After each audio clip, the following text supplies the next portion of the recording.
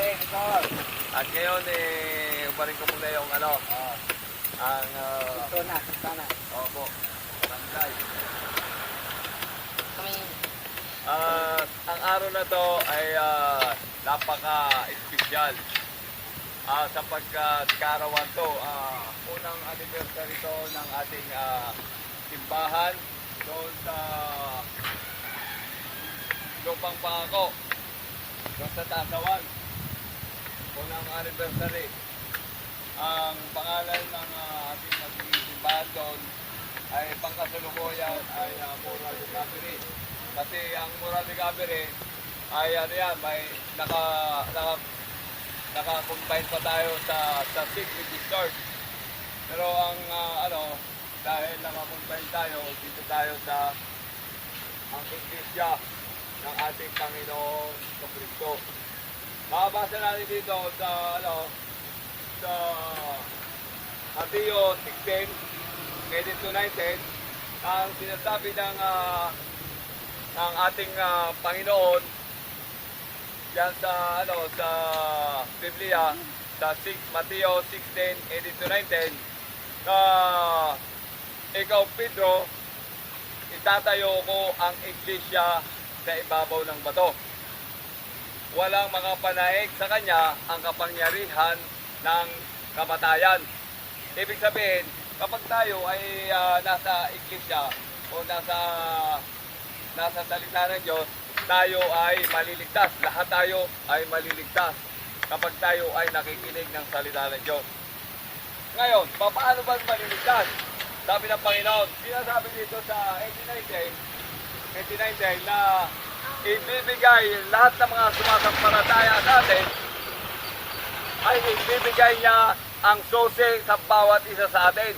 Halimbawa, si Brother Renel ay sumasampalataya sa ating Panginoong Kristo, ay siya ay maliligtas. Ibibigay sa kanya ang susi ng kaharian. Sapagkat ang susi ng kaharian ay ang daan ng patungo sa kaharian sa langit. Ibig sabihin, dahil sumusunod siya sa kanya kay Kristo, ay tinanggap na niya si Kristo bilang isang tunay na Diyos. Isang tunay na nagkatawang tao dito sa lupa. Tinanggap niya. At nung tinanggap niya, siya ay nagpabautismo. Kaya kailangan ang tao ay nagpabautismo. Di ba ikaw, brother, nabautismo ka na?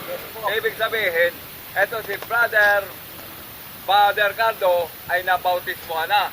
Ibig sabihin, unang hakbang, humingi siya ng tawad sa Panginoon. Unang hakbang at pinatawad siya ng Panginoon. Ngayon, nagpabautismo siya. Nung binautismohan siya, ay inilubog siya sa tubig. Nung inilubog siya sa tubig, namatay ang kanyang mga kasalanan kasama ng pagkamatay ni Kristo. Nung hinango siya sa tubig, siya ay ipinanganak muli at bagong buhay na siya at bagong nilalang. Hindi na siya si Ricardo, ngayon ay si Cardo na siya. Di ba? Okay? Si Cardo na siya. Hindi na siya ay si Ricardo, ngayon si Cardo na. Ibig sabihin, napaganda ang kanyang pangalan. Ngayon, dahil doon, ibibigay sa kanya ang susi ng Panginoon. Ayan, sa Mateo 16:19, ibibigay sa kanya ang susi ng Panginoon. Ano pa nga ba ang kailangan para sa kaligtasan? Dito, pagdating ng araw ng linggo, tayo ay pupunta sa simbahan. Lahat tayo pupunta tayo sa simbahan. Dahil ang araw ng ikapitong araw, ayon ay banal. Ibig sabihin, ginawa ng Diyos ang langit at ang lupa, mga hayop, halaman, ilog at mga karagatan sa loob ng 6 na araw. 6 na araw niya ginawa ang lahat ng bagay. Sa ikapitong araw ay nagpahinga ang Diyos. Gaya rin natin, kailangan natin magpahinga. Kasi sa 6 na araw, tayo ay napapagod sa lahat ng ating mga ginagawa. Kailangan natin magpahinga. Ang Panginoon ay ginawa niyang banal ang araw ng ikapitong araw. Pero ngayon, dahil anniversary niya, sakop niya yun hanggang Mayo Ayun o. Mayo 2023. Hindi makita. Mayo. Dahil anniversary niya, aabot siya hanggang 3, Mayo 3. Ibig sabihin, ang 3 ay linggo, araw ng kapahingahan. Kaya lang natapat sa ulo ang anniversary. Ngayon, dahil doon, lagi po tayo magsisimba para matanggap niya natin ang kaligtasan. Maging ang mga bata man, kailangan magsisimba kayo, mag-aral kayo, kasi para maligtas. Marami bang namamatay na kabataan?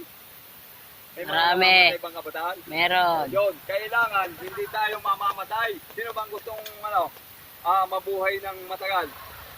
Yun. Halos lahat. Sino ba? Yun. Ibig sabihin, tayo na mga nabubuhay, kailangan tayo sumampalataya sa Kanya para hindi tayo mapapahamak, hindi tayo maaksidente. Ano ba? Nagdadrive ng motor o kaya naglalaro, bigla ka na lang may naganap sa'yo. Pero kung ikaw ay sumasampalataya kay Kristo, magkakaroon ka ng baluti. At sino ba nakakalap ng baluti? Baluti, yung ibig sabihin protection, yung COVID-19, mayroon kang protection sa katawan. Uber ba? Ano Uber. ang baluti na ibig sabihin Liwanag. na sumusunod ka sa ating Panginoon dahil ikaw ay bibigyan ng Panginoon ng baluti. O yan. Una, ang ginawa natin ay anong unang ginawa natin?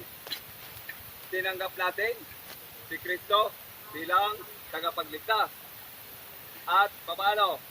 Humingi tayo ng tawad at tayo ay pinatawad. At pag tayo humingi ng tawad, dapat patatawarin natin ang bawat nagkakasala sa atin. Di ba?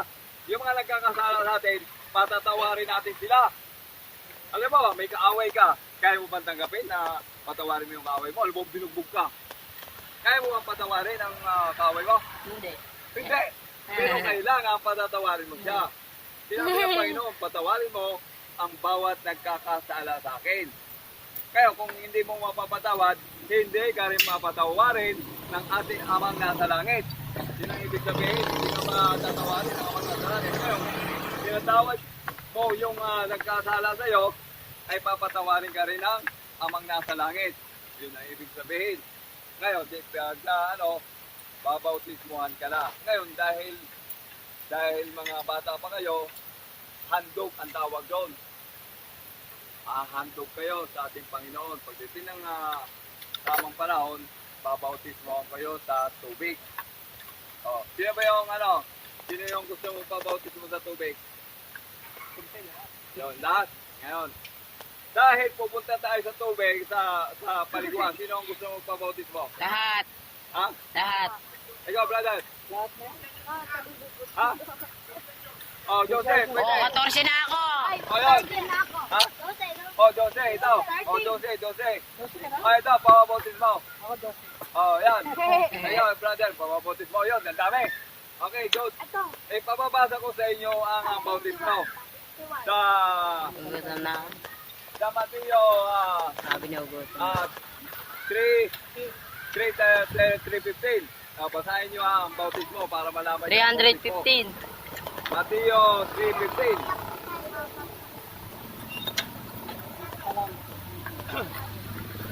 Ayan, Mateo 3:15. Ito, sino ang gusto mong basa? Ikaw, brother, basahin mo. Dito ka, brother. Basa ka. Yung mga magbautismo, makinig. Sururu.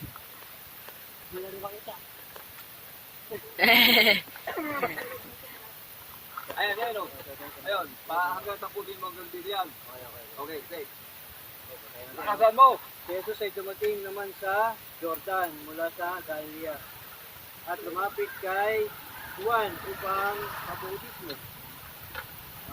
Samantala siya ay kailangan bautismohan ninyo. At kayo'y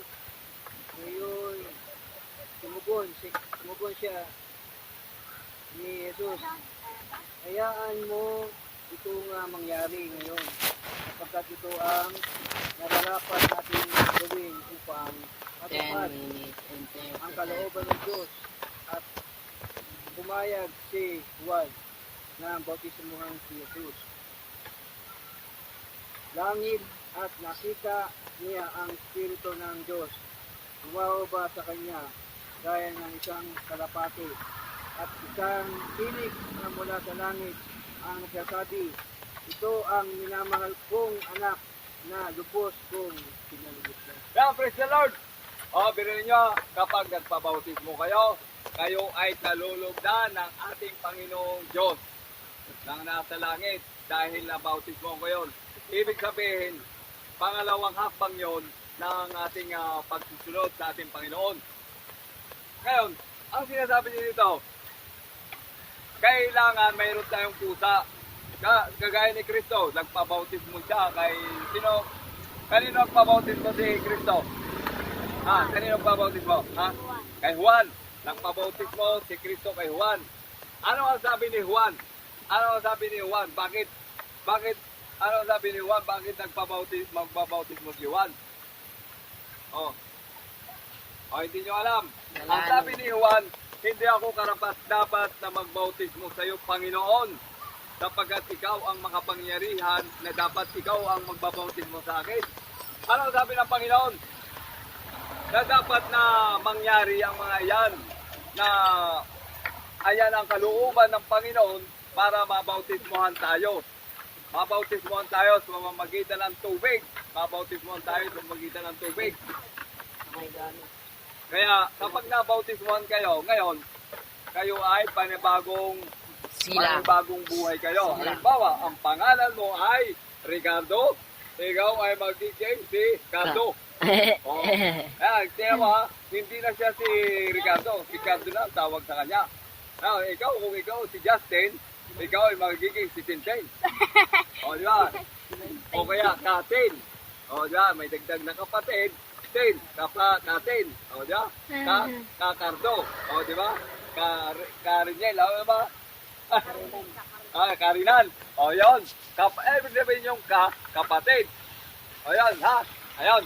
Alam niyo na kung bakit kayo babautismuhan. Kapag binautismuhan kayo, ay matutuwa sa inyo ang ating Panginoon dahil kayo ay kalugod-lugod sa Kanya at bababa sa inyo ang alin? Ang banal na Espiritu o yung kalapate sa iyong katawan o sa inyong puso dahil kayo ay bago ng nilalang. Ibig sabihin, kapag bagong nilalang, bakit bagong nilalang? Ibig sabihin, yung mga kasalanan mo, nung mga nauna, halimbawa, ang kasalanan mo nung nauna ay patatawarin ka ng iyong mga kasalanan nung nauna. Tapos yun ngayon, zero balance ka, malinis ka. Ngayon, kapag malinis ka na, anong gagawin mo? Dudumihan. Dudumihan. Hindi na dapat. Dapat tuloy kang malinis sa harapan ng Panginoon. Aalisin mo na yun. Ano ba yan dapat alisin? Pagmumura. Aalisin mo na yung alisin. Pagmumura, pagnanakaw, di ba? O pagsasagot sa magulang. Ano ba mga dapat alisin? Huwing suwain. Ano ba nga alisin? Hindi dapat lagi ka nasusunod sa mga magulang. Ano ang dapat gagawin? Magmamano kayo sa mga magulang. Mag-uupo. At gagamit ng mga salitang kalugod-lugod sa ating Panginoon. Yun ang nais ng Panginoon na tayo ay maging banal. Yan ang ibig sabihin ha. Yan, tatandaan nyo ha, doon tayo sa bautismo muna. Pagkatapos ng bautismo, tayo ay kakain. Ngayon, kakain tayo. Bago tayo mag-bautismo, tayo ay kakain. Yan. Dahil dito, may nakikita kayong verse dito. May nakikita kayong verse dito. 1:30. Yung 10 Oh, verse John 30. 10:30. Oh, sige. Sino ang magbabasa? Oh, sino ang magbabasa? Ikaw, Brother Renard. Basa ka. Ito. 1:30. Ako na ulit. Oh, sige. Ikaw, brother. 1:30. John chapter 10 verse 30. Okay. Tagal guys, hindi na nagutom na yung pogi.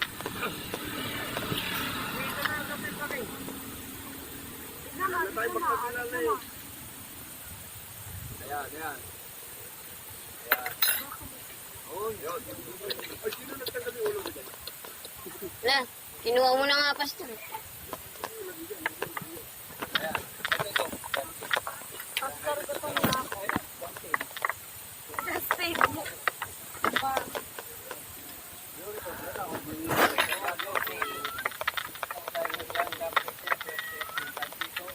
Ako at ang Ama ay isa. Diba? Sabi dito. Ako at ang Ama ay isa. Ano, bibigyan kita ng ano? Bibigyan kita ng pagmamalas. Ano ang pagkakaintindi mo, brother? Anong pagkakaintindi mo? Kakitindi ko dyan ay meron silang unity. Yung mayroong unity. Ikaw, brother, bakit sinabi mo, alam mo, ikaw, ang anak, ikaw pa rin ang ama? Anong paliwanag mo doon? Ha? Isa lang Isa lang sila. Sino ba? Sino ba? trabaho, hindi sila. Ano sila? Trabaho yun. Ikaw. Unity yan. Yan. Ang ibig po sabihin ng ako at ang ama ay Uy, Jay, ano ba? yung inutos ng ama doon sa pagbaba ng ating Panginoong Kristo, sabi niya, kayo na lamang ang pag-ibig ng Diyos sa sanlibutan, kaya pinadala ko ang bugtong na anak ng Kristo upang ang sino mang sumampalataya sa Kanya ay maliligtas. Yan ang ibig sabihin na ang sumampalataya sa anak ay maliligtas. Ang sumampalataya sa ama ay maliligtas din. Kung isa lang ang kanilang layunin. O diba? Pwedeng si Kristo ay Diyos. Si ama ay Diyos. Isa lang. Isa lang. Ngayon, punta tayo sa sa 1:17 natin. Sino magbabasa? 1:17 natin. Ikaw, marunong mo magbasa. Ikaw, brother, basa ka. 1:17 natin. Ayan. Sige, ikaw. John, chapter 17, verse 8. Ayan.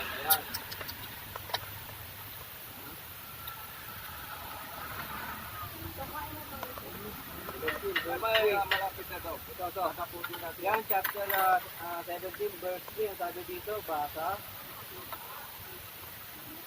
Okay, no? Ayan. Ito. Medyo maliit siya, pero kita ko naman. Ito. Yan.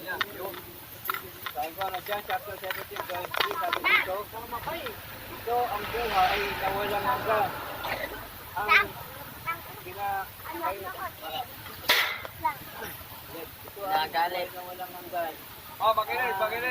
Makinig. Ano sabi ng Panginoon? Anin na nila ang isa na tunay na Diyos at Yesu Cristo na yaong sinugo. Yan.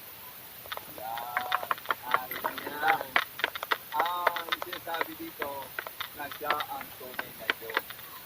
Kaya, siya binabigyan na si Kristo ay tunay na Diyos. Buhay na walang hanggan. Siya paliwanag dito. Buhay na walang hanggan. Ang kilalanin kanila ang isa ang tunay na Diyos at si Kristo ang iyong sinugo. So, ang sino mang sumampalataya sa Kanya ay maliligtas. Ang sino mang sumampalataya sa Kanya ay maliligtas. Kaya kailangan natin ay sumampalataya sa Kanya. Now, galing tayo dito sa bakit na dito si Brother Pastor Eddie, bakit nandiyan siya. Ibig sabihin, bakit nandiyan siya? Pakibasa mo, brother. Gawa 10:42. Ay, nako. Gawa. Gawa 10:42. 42 basa. Gawa, chapter 10, verse 42.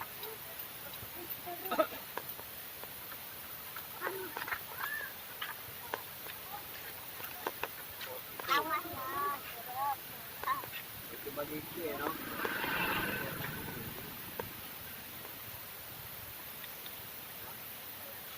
Support na. Ayun. Ayun, may kulay. Kulay, basahin natin. Ayun. Gawa, chapter 10, verse 42. Sabi dito,